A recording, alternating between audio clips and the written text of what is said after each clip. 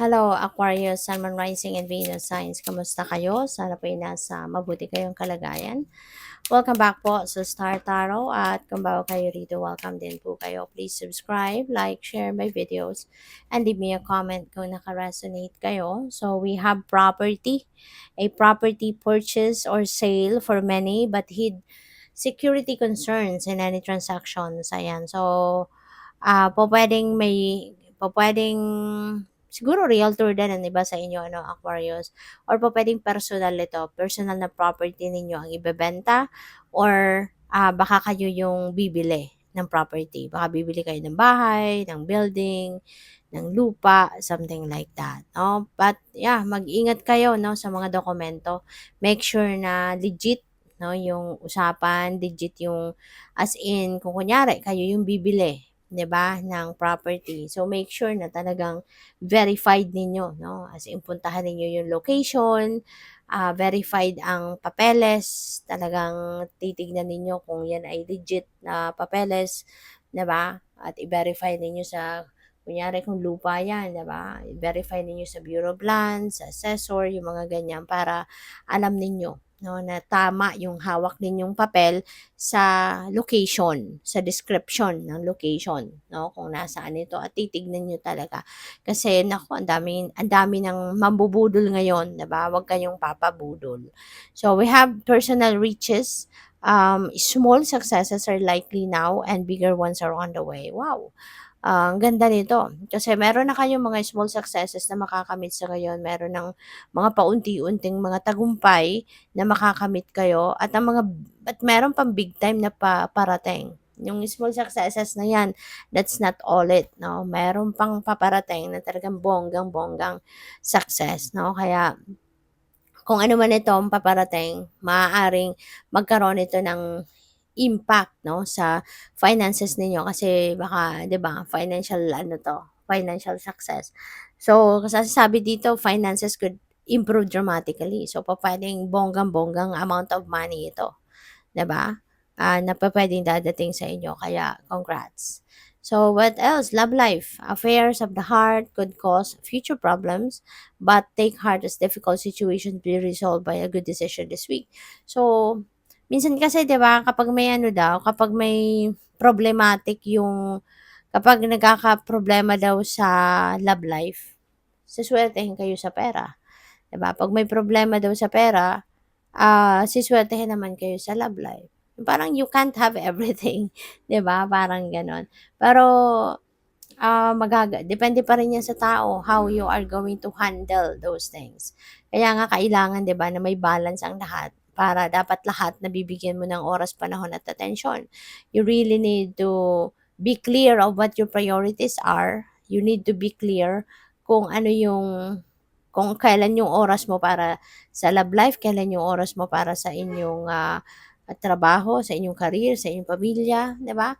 Kailangan balansehan lahat para maiwasan ang pagkakaroon ng problema. Kasi pupuwede mo namang mabago ang iyong sitwasyon, 'di ba? It's how you handle things. Kaya kung mapagpaplanuhan ninyong maigi, 'di ba? At mabibigyan mo ng magandang, alam mo 'yun, yung ma-divide ninyo yung oras ninyo ng tama. So, wala kayong mani-neglect, wala kayong mau-overlook, walang magiging problema, 'di ba? So, tingnan natin kung ano pa ang ganap. And by the way, maraming salamat for subscribing. And if you haven't subscribed yet, subscribe na kayo. And also maraming salamat din for not skipping the ads.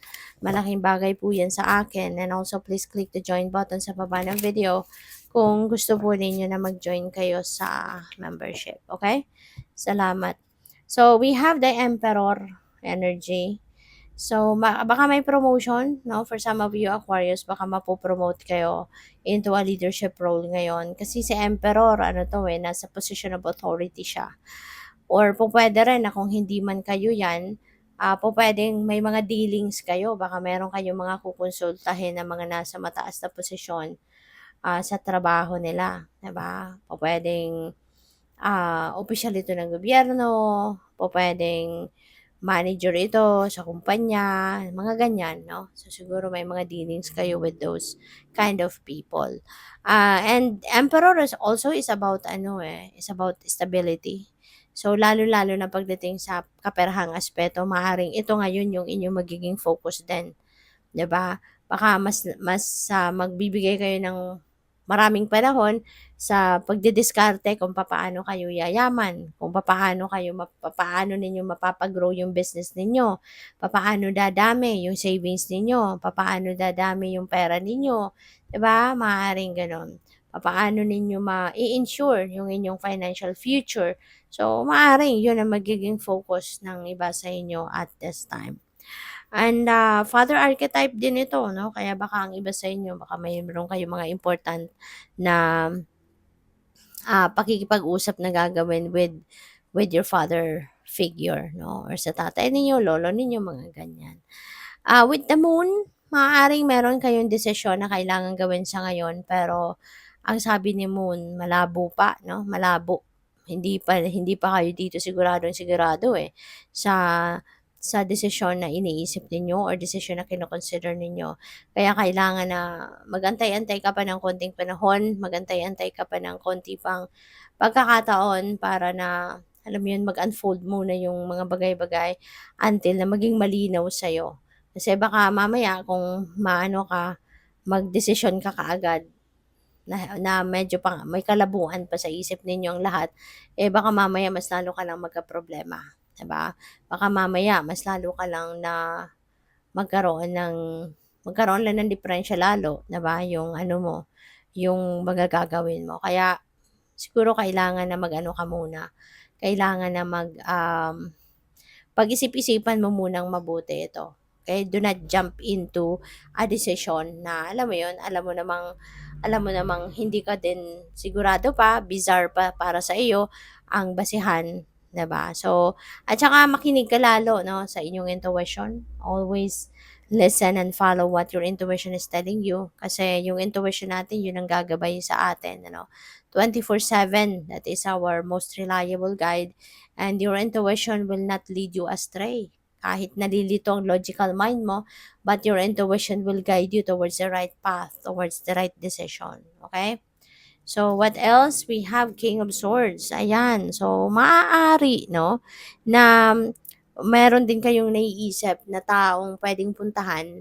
Maaring you are also considering this person na hingian ninyo ng advice, hingian ninyo ng tulong, no?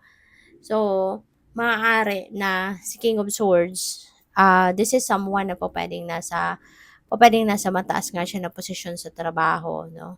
Maaaring si King of Swords is also the Emperor na siya yung lalapitan mo kasi siya yung alam mong meron siyang expertise doon sa area of life na nagkakaproblema ka or meron siyang expertise doon sa area of life na kailangan mo ng professional opinion, professional advice. Kaya siya yung lalapitan mo at siya yung makaka-enlighten sa'yo. Siya yung magagabay sa'yo, no, kung ano ng mga dapat mong gawin.